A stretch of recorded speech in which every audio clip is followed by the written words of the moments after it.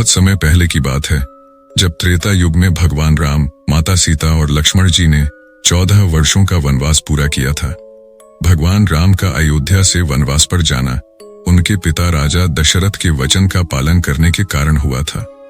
जब राम वनवास में थे, तब राक्षस राज रावण ने माता सीता का अपहरण कर लिया था।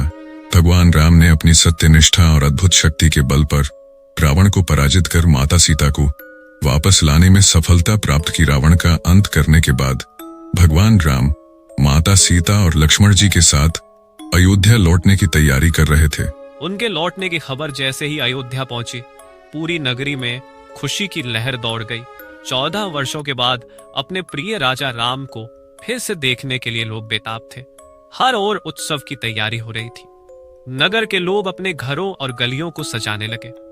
अयोध्या नगरी का प्रत्येक व्यक्ति भगवान राम के आगमन का बेसब्री से इंतजार कर रहा था। नगरवासियों ने यह निर्णय लिया कि वे पूरे नगर को दीपों से सजाएंगे, ताकि अंधकार का अंत हो और प्रकाश का स्वागत किया जा सके।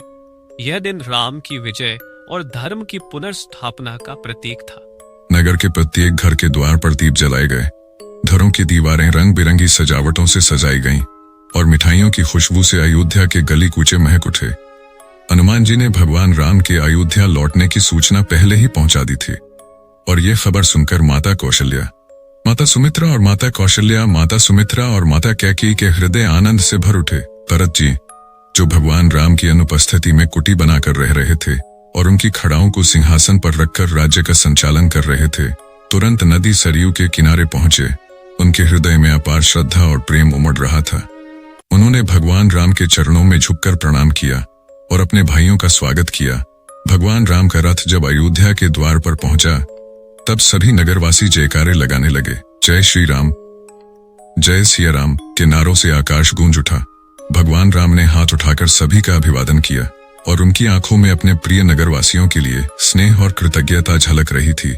अयोध्या नगरी को इस अवसर पर ऐसी सजावट से सजाया गया था कि वह आकाश गंगा की तरह दमक रही थी। हर घर के आंगन में दिए जल रहे थे, जैसे मानो अंधकार का अंत और प्रकाश का स्वागत हो रहा हो। यह दृश्य एक अद्भुत था।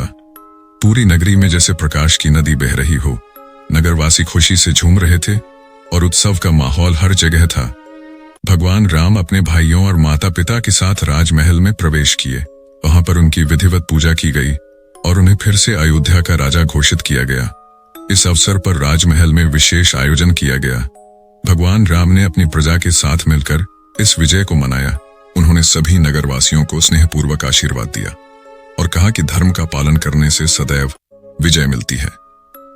अयोध्या में यह दिन एक अविस्मरणीय घटना के रूप में मनाया गया। हर व्यक्ति ने उस रात को दीप जलाकर भगवान राम की विजय और अयोध्या वापसी का जश्न मनाया। यही कारण है कि इस दिन को दीपावली के नाम से जाना जाता है, क्योंकि यह दीपों का त्योहार है जो अंधकार पर प्रकाश की विजय का प्रतीक है। इस दिन के बाद से हर वर्ष अयोध्या और समस्त भारत में दीपावली का पर्व हर्षोल्लास के साथ मनाया जाने लगा। लोग अपने घरों को दीपों से सजाते हैं, मिठाइयां बांटते हैं और आतिशबाजी करते हैं। यह पर्व हमें याद दिलाता है कि सत्य और धर्म की हमेशा जीत होती है और भगवान राम का जीवन हमें धर्म, सत्य और कर्तव्य के मार्ग पर चलने की प्रेरणा देता है।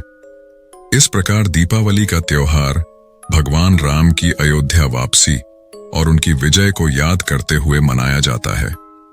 यह पर्व हमें सिखाता है कि जीवन में कितनी भी कठिनाइयां क्यों न आएं, अगर हम धर्म और सत्य के मार्ग पर चलें, तो अंत में विजय हमारी ही होगी।